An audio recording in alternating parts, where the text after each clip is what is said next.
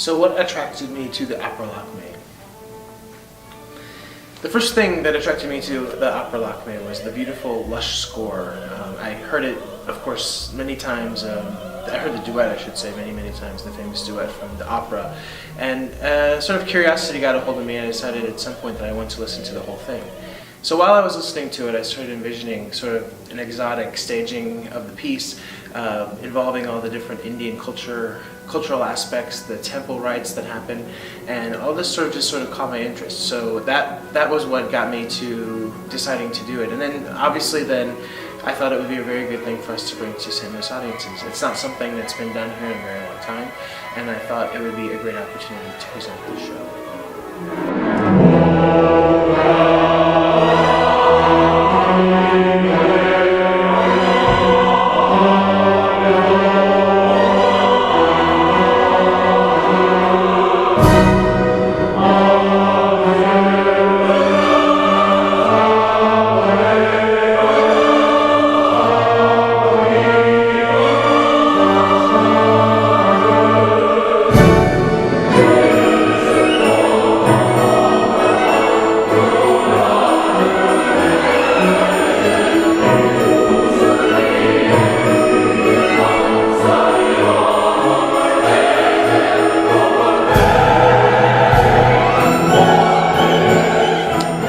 First impression of the music of Lakmé, the first time I heard the opera all the way through, was that this is an incredibly tuneful score.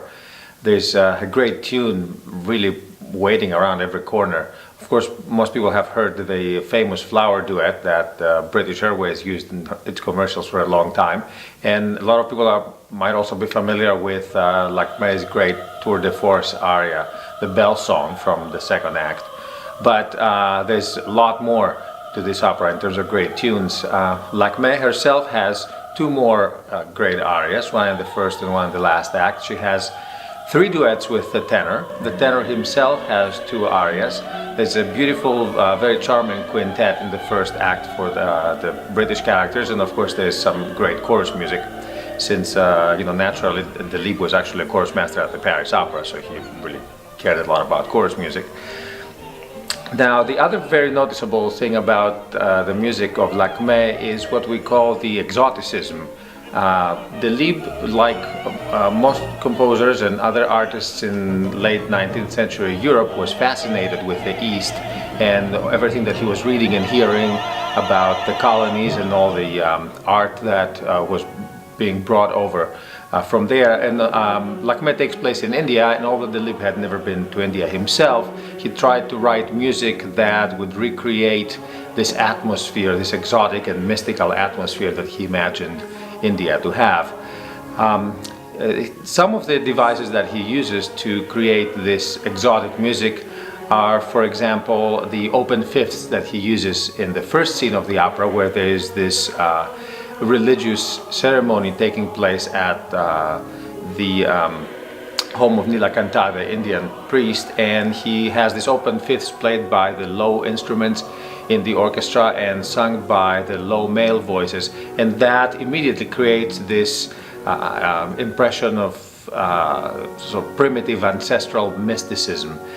Then he uses the pentatonic scale in the Bell Song, and we now mostly associate the pentatonic scale with Chinese music, but back in the time of Delibes, it was an exotic element that could be applied to all Eastern type of cultures.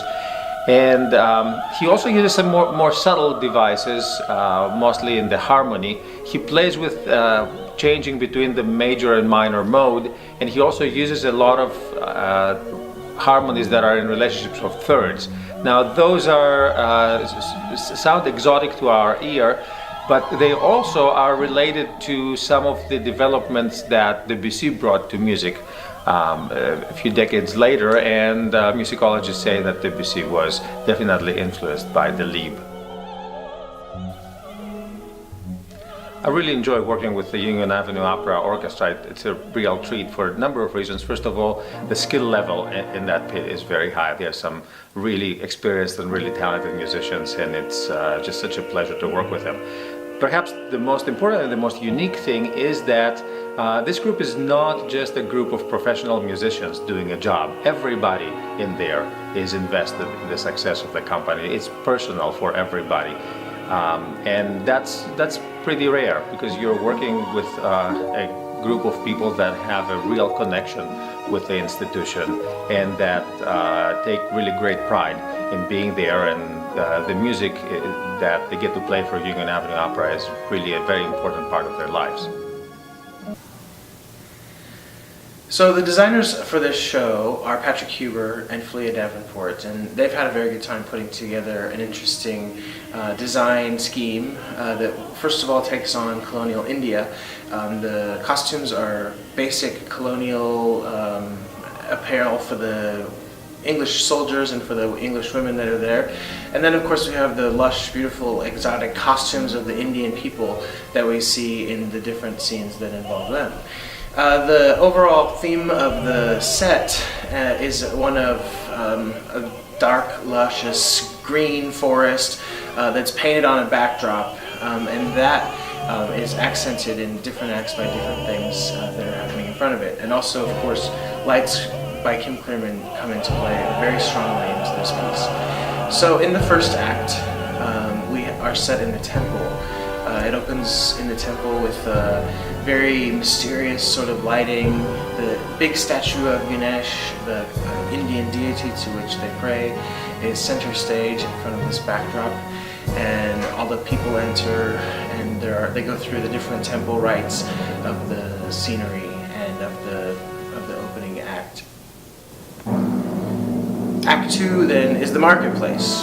The marketplace takes place in the front of the stage, on the thrust of the stage it's called, and it is a very chaotic Indian market.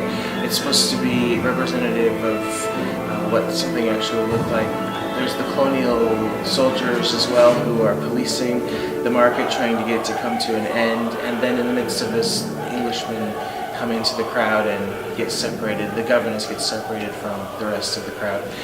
So this all plays out there, and during this act we also of course have the famous bell song where Lakmé sings to the crowd as her father tries to draw out Gérald so he can seek his revenge on him.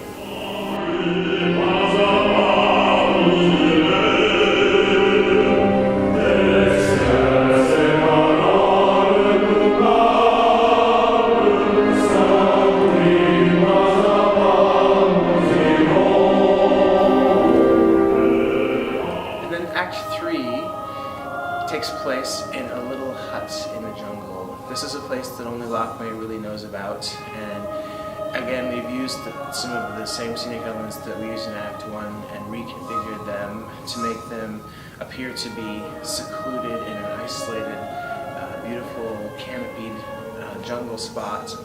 Obviously Gérald has been stabbed by Lakmé's father, and she has brought him here to try to heal him. So in the end, we get to see Lakmé die after eating the datura tree, flower I should say, and it's a very beautiful, touching ending.